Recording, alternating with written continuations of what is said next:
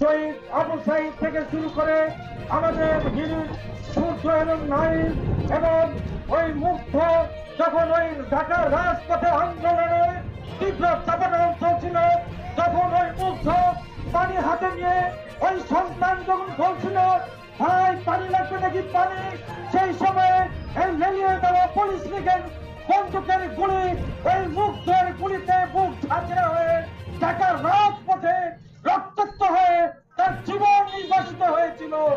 এই খুনি হাসিনা তার ভারতে পালিয়ে গেছে। আমরা এই মঞ্চ থেকে ঘোষণা করতে চাই অবিলম্বে ভারতীয় সরকার এই খুনি হাসিনাকে বাংলার মাটিতে ফিরিয়ে দিন, আমরা তার বিচার করবো ইনশাআল্লাহ। আমরা বলতে চাই যারা এই খুনি হাসিনাকে পালিয়ে যাওয়ার সহযোগিতা করেছে তাদেরও বিচার করা হবে ইনশাআল্লাহ।